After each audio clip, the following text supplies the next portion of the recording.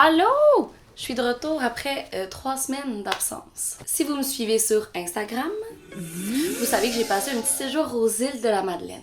Dans le fond, je suis partie à la fin du mois d'août avec mon copain Gabriel, ma très bonne amie Jeanne et son copain Michael. D'ailleurs, si vous êtes déjà allés aux îles de la Madeleine, dites-moi en commentaire c'était quoi vos endroits préférés. Je sais c'est difficile à déterminer, j'ai de la misère à le déterminer parce que chaque centimètre carré des îles de la Madeleine est malade. Donc pour savoir ce que moi j'ai préféré pour admirer les plus beaux paysages du Québec et pour en savoir un petit peu plus sur l'écotourisme aux îles de la Madeleine, reste avec moi parce qu'aux îles de la Madeleine, il y a des beaux points de vue sur la mer, des falaises, des buttes, des maisons colorées, mais aussi sur les changements climatiques.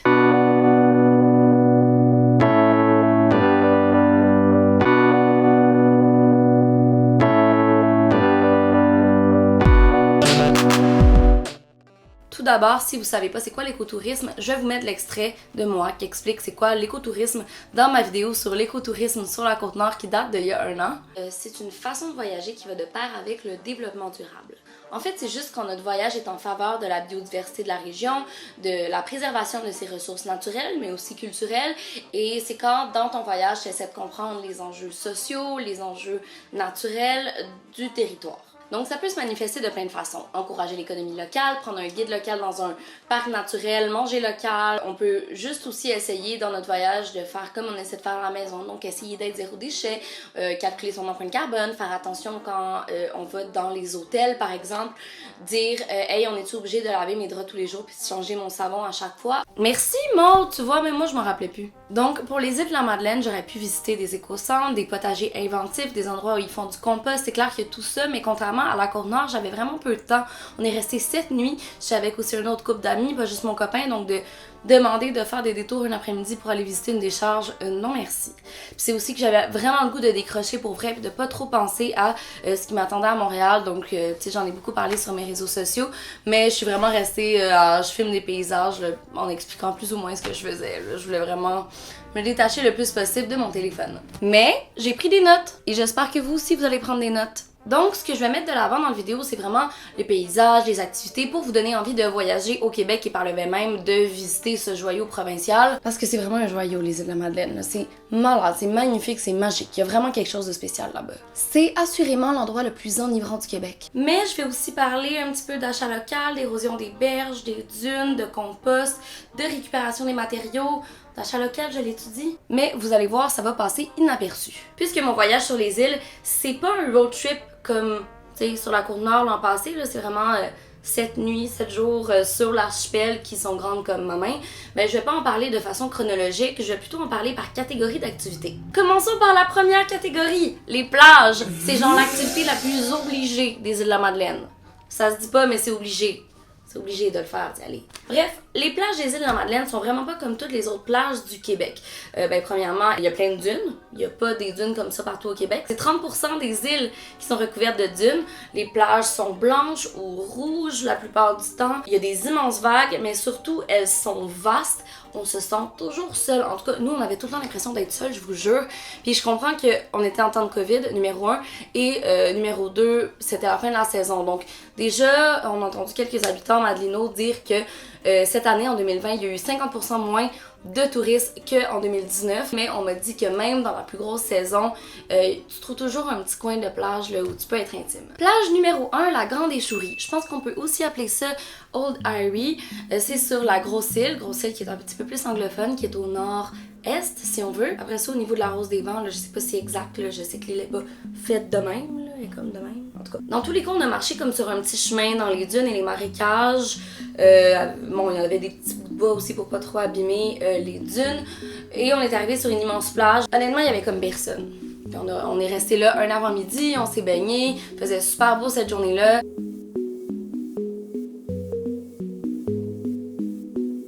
Plage numéro 2, la plage de la Pointe-aux-Loups, qui est dans le même coin à peu près que Old Irie, la plage de la Grande Échourie, qui est dans le fond la plage qui relie 2 îles, qui est super belle aussi, qui ressemble beaucoup à la plage de la Grande Échourie, mais personnellement j'ai préféré la Grande Échourie. Plage de la Pointe-aux-Loups, t'es genre sur le bord de la route, donc c'est moins bucolique quand tu dois marcher comme 20 minutes. Plage numéro 3, ça c'est une de mes préférées, plage des Dunes du Sud. Ça c'est dans le coin de Havre-aux-Maisons, il y a un petit peu plus de monde mais ça vaut la peine. C'est genre une des seules plages où tu peux observer des grottes qui sont en fait des trous dans des falaises de grès rouges là, qui ont été érodés, que tu peux visiter à marée basse. Donc c'est vraiment magique, tu peux trouver ton petit coin intime aussi vu que c'est très... c'est concave. Plage numéro 4, la plage de la Martinique, selon moi la moins pertinente, aussi sur le bord de la route. C'est là que la plupart des gens trouvent les dollars des sables classiques des îles de la Madeleine. J'en ai moi, on s'est promené là, on en a trouvé aucunement. De toute façon, j'ai fait des recherches pour savoir si ça avait de l'allure de comme prendre des coquillages parce que ça fait partie de l'écosystème. J'ai rien trouvé qui l'interdisait. Mais selon moi, ça n'a comme pas rapport de ramasser des coquillages qui, bon, deviennent du sable, qui ensuite deviennent des dunes, qui ensuite nous protègent. Mais je vais en venir ça aux dunes. Ça sera pas long, vous allez voir. Plage numéro 5, Sandy Hook, qui est la plage comme sud-est.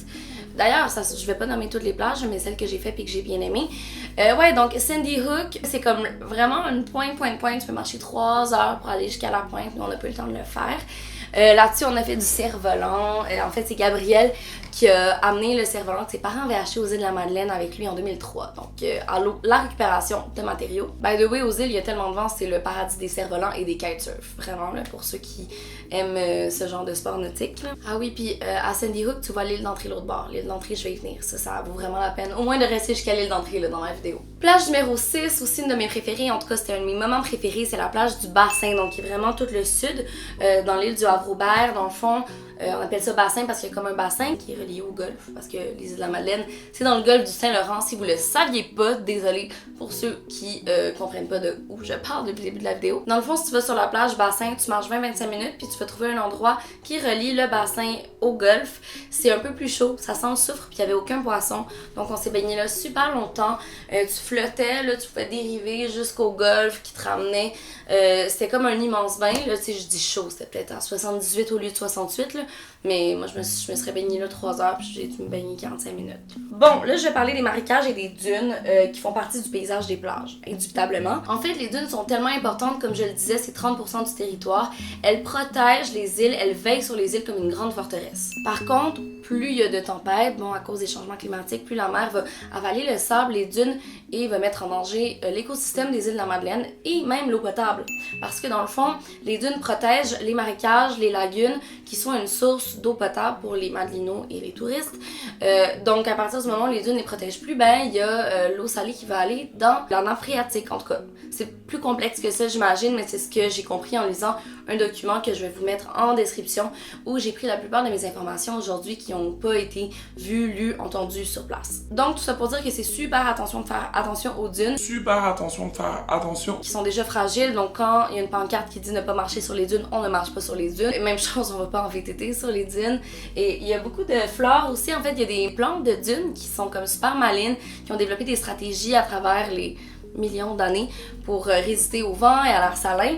On a le l'amophile à ligule courte, le caquillet édentulé et la sabline faux-pé plus. Dans le fond, ils sont super importantes parce que leurs racines vont fixer la dune, ça va permettre aussi au sable de s'accumuler pour que les dunes continuent de grandir, d'exister tout simplement. Donc il faut surtout pas les arracher, il faut pas les piétiner. Deuxième catégorie, les points de vue.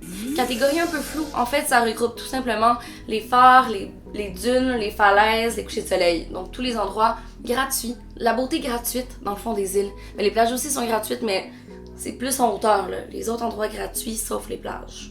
Il y a 2 buttes où on a passé du temps puis où on avait un point de vue genre 360 degrés sur l'archipel. La première, c'est la butte à Mounette à Havre-aux-Maisons. Ça, c'était notre 2e journée. On était complètement euphoriques parce que la journée précédente, il y avait plu toute la journée.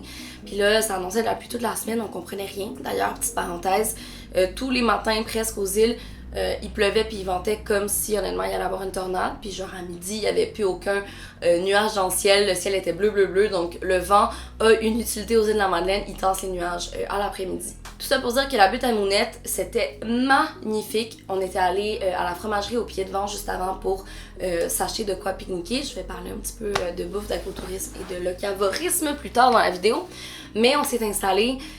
Ah, c'était beau, il y avait personne. Encore une fois, je vous jure, il y avait personne. Il y avait personne aux îles de la Madeleine. J'ai vécu un moment d'épiphanie, là. Il y a un petit chemin où tu peux descendre, là, puis c'est comme à pic, là. En tout cas, je vous montre, là, à l'instant. Ah, quel bonheur. Quel bonheur. En plus, on l'a trouvé par hasard, là, la butte. Là. On savait même pas que ça existait, fait que je pense que ça a ajouté à notre euphorie. Comme je disais, chaque centimètre carré aux îles de la Madeleine est beau. Donc, tu peux trouver des endroits où il y a personne sans problème par hasard. T'es comme, je suis un explorateur, j'ai découvert le plus bel endroit aux îles de la Madeleine. Genre. L'autre butte, on s'est promené dessus le dernier jour. Elle est plus connue, je pense. En fait, je pense que c'est comme plusieurs petites buttes. C'est la butte des Demoiselles. Plus au sud, c'est à l'île du Havre-Aubert. On y voit l'île d'entrée. On voit tout le Havre-Aubert. Il y a aussi une belle croix qui rend le tout plus mystique. J'ai l'impression d'être une exploratrice genre en Cornouailles, en Angleterre, genre dans les années 1700, en tout cas. Ensuite, si vous voulez un autre beau pique-nique ou des belles photos typiques près d'un phare, des falaises rouges, ben il y a le phare du Cap Allwright qui est aussi le phare de Julie Snyder qu'elle a comme racheté pour pas comme qu'on détruise quelque chose comme ça. C'est pas trop clair si on pouvait y aller. Nous, on a comme débarqué de l'auto puis il y avait un petit chemin comme tracé qu'on a suivi. C'était nuageux, mais c'était justement encore plus mystique. Il y avait tellement de cormorans, un oiseau aquatique qui vit super longtemps. D'ailleurs, si vous aimez les oiseaux, si vous êtes un ornithologue amateur, les îles de la Madeleine, c'est le paradis. Il y a genre 100 espèces d'oiseaux sur un si petit archipel. Sinon, les 2 couchers de soleil qu'on a expérimentés, en fait, non, il y en a eu 3.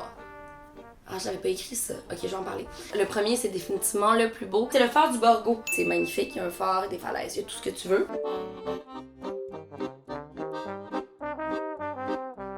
Il y a aussi Belance à Fatima, c'est comme un petit chemin où tu t'arrêtes, puis il y a comme plein de points de vue.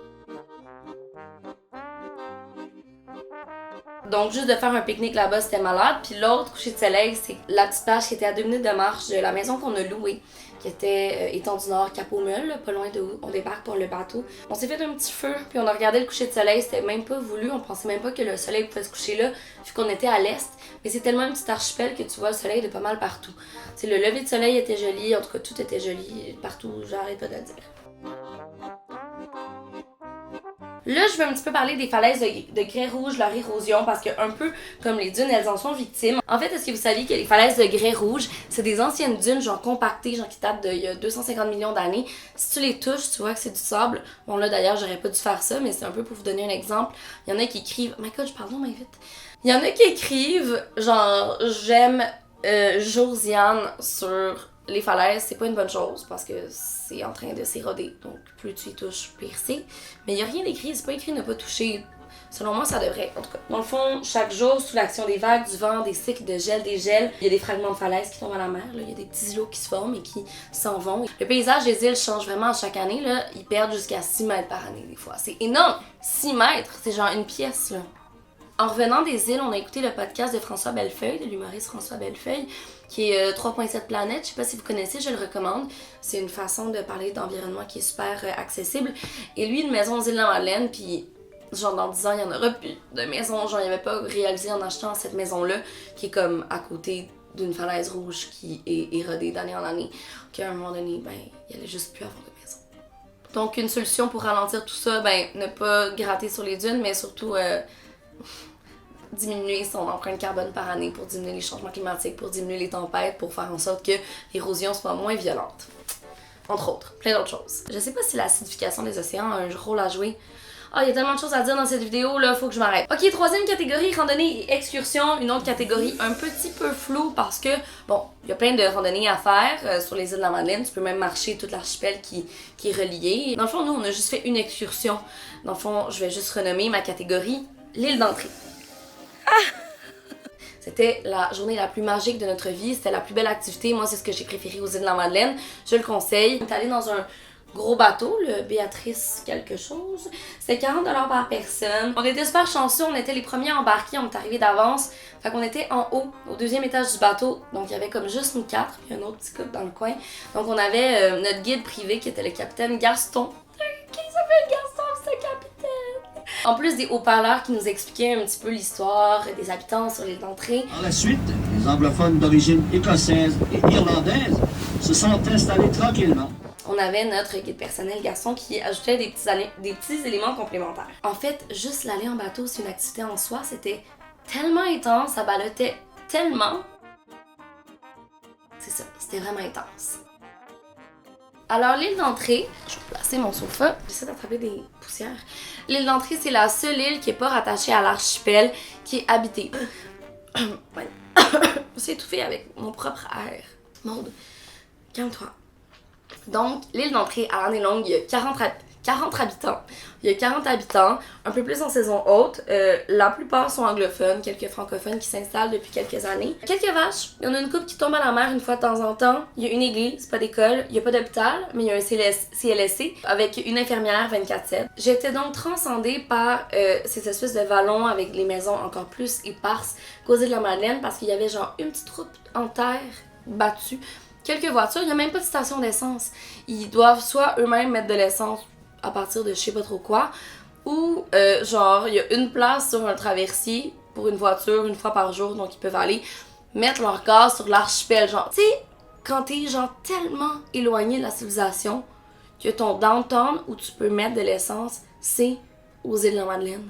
Donc on est resté 3h30 sur l'île, on aurait aimé ça plus, mais les derniers bateaux de la journée étaient tous pleins, donc on devait revenir quand même tôt. Qu'est-ce que tu fais sur l'île? Ben tu te promènes, mais la plus grande attraction c'est monter Big Hill, qui est le plus haut sommet des îles de la Madeleine. Donc c'est plusieurs buttes, collines, butons, appelez ça comme vous voulez, sur le bord des falaises, qui est vraiment comme toute la moitié de l'île d'entrée. Donc on monte ça, c'est pas long, c'est vraiment un 360 sur toute l'archipel, sur toutes les îles, c'est extraordinaire. Juste la vue, l'odeur, la fraîcheur, c'est un endroit unique, c'est inimitable. Pour vrai, je me sentais comme en 1800 de juste voir aucune voiture, j'attendais juste de voir une calèche passer.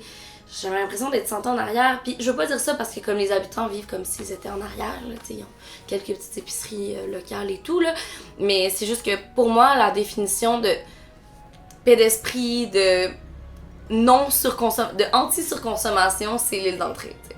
Fun fact, qui est pas tant un fun fact, si vous voyez là-bas, là, ça là, c'est Sandy Hook, la plage dont je vous ai parlé, là, que tu marches 3 heures puis t'es comme à la pointe. Là. Dans le fond, jusqu'en 1993, on pouvait l'hiver marcher de genre c'est un 5 km genre de Sandy Hook jusqu'à l'île d'entrée. On pouvait juste marcher, là c'était relié par la glace, le golfe était figé. Et à cause des changements climatiques, du réchauffement climatique, ben la glace n'est plus aussi solide l'hiver et on ne peut plus la marcher. Particulier quand même. Bref, l'île d'entrée c'est un endroit super bien conservé, tu sais, je pense qu'il y a un maximum de 50-60 personnes qui vont à l'intérieur d'une journée, juste en saison haute. Et moi, je veux absolument y retourner. J'aimerais même y passer 2-3 jours en camping si possible. Ou j'aimerais même ça aller passer genre 3 semaines pour écrire un roman d'aventure, d'exploration des années 1700. C'est ce que j'aimerais faire. Honnêtement, j'ai vraiment eu un pincement au cœur quand on est parti. Quatrième et dernière catégorie, bouffe et achat local. Bon, alors côté bouffe, ça peut être un sujet... Bon, on va se rapprocher, je trouve que je suis pas assez proche de vous. Dans le fond, mes cheveux sont épouvantables depuis tantôt, puis personne... J'ai encore échappé mon micro. Bon, c'est ça que je voulais dire. Ben, je disais juste que mes cheveux étaient vraiment weird puis que personne me l'avait dit, genre. Ça peut être un sujet un petit peu touché, la bouffe, parce que les îles de la Madeleine, c'est le paradis des fruits de mer, des poissons. Donc, pour les véganes, on peut penser que c'est limité. J'ai vu plusieurs options véganes un peu partout, genre chez Gourmande de Nature. Puis, il y a plus de fruits et légumes que ce qu'on pense, là. On n'est pas sur la côte nord ou en Islande, les terres sont quand même cultivables. L'épicerie coûtait vraiment pas si cher que ça au niveau des fruits et légumes. Et j'ai découvert, mais je suis pas allée pendant mon séjour là-bas, c'est une petite ferme qui s'appelle les Champs Marins qui cultive genre 50 légumes ou autres variétés, même je pense que c'est 100 variétés. La culture de Tarsi et de l'achat local est super forte aux îles de la Madeleine. Ça a été difficile économiquement pendant tellement longtemps, donc c'est vraiment une communauté soudée qui est tout le temps en train de se relayer. Il y a énormément de coopératives là-bas aussi. Ce qui est le fun, c'est quand tu achètes local aux îles de la Madeleine, que ce soit un fruit, un légume, un objet, tu sais qu'il n'a pas parcouru 200 km. C'est tellement petit. Donc, je vais revenir à la bouffe. Ben, si vous me suivez sur Instagram, vous savez que je suis pas à 100% végane, même si j'en fais la promotion, puis que je mange végane la plupart du temps. Mais je me laisse toujours une petite flexibilité, surtout quand je suis en voyage. Mais à part de ça, la pêche, c'est une activité économique super importante aux îles, puis encourager l'économie d'un endroit qu'on visite, ben ça fait partie de l'écotourisme. Aujourd'hui, là, j'ai passé 2 heures à faire des recherches sur la pêche responsable aux îles de la Madeleine, savoir si les fois où j'ai commandé du poisson ou des crevettes, est-ce que c'est issu de la pêche responsable? Est-ce que j'avais une façon de savoir si ce que je mangeais provenait d'ici ou ça avait juste été importé. Honnêtement, j'ai fait tellement de recherches, j'ai rien trouvé. La seule chose que j'ai trouvé, c'est que les poissons en eau peu profonde, puis genre qui sont près des côtes comme le hareng et le maquereau, on dirait qu'il y a comme pas de problème au niveau de la surpêche, puis c'est plus tricky pour les poissons en eau profonde, genre le flétan puis la morue. Mais si vous avez des infos, honnêtement, allez-y dans les commentaires, là, je suis vraiment clueless. Ah oui, d'ailleurs, si vous êtes game, il y a vraiment une grosse surpopulation de loups marins et ils en servent dans genre tous les restos. Donc si vous êtes game, un petit fuck ici et là, ça se mange. Moi, j'ai pas été game. Autre incontournable, si vous mangez du fromage, j'en ai glissé un mot tout à l'heure, c'est la fromagerie au pied de vent. Dans le fond, c'est une fromagerie familiale qui est délicieuse, honnêtement. J'ai goûté des super bons fromages. On sait comment les vaches sont traitées, comment elles sont nourries, on sait comment le fromage est fait. Donc, toute l'expérience au complet là, de manger le fromage était complète. Ce qui est intéressant, c'est que dans la saison estivale, ils font un fromage avec des paillettes de houblon. Puis de ce que j'ai entendu dire, je suis pas sûre à 100%, mais je suis pas mal sûre c'est ça. Ils récupèrent le houblon de la microbrasserie à l'abri de la tempête pour faire leur fromage. Donc, il y a vraiment une culture de récupération des matériaux puis de la bouffe super présente aux îles. D'ailleurs, l'abri de la tempête, cette microbrasserie, je vous la conseille fortement.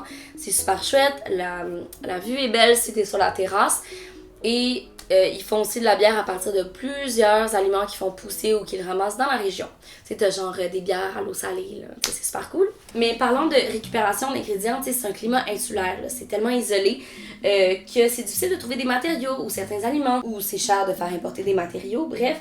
Donc ce que j'ai vu, en tout cas, j'ai lu bien des affaires au musée de la mer. Je vous le conseille si une journée de pluie, vous apprenez plein de choses sur les îles, sur l'histoire des habitants. Ce que j'ai lu au musée de la mer, c'est que dans le temps, ils utilisaient les matériaux des bateaux naufragés, échoués, pour construire leurs maisons, leurs églises, parce qu'il n'y avait pas assez d'arbres pour du bois.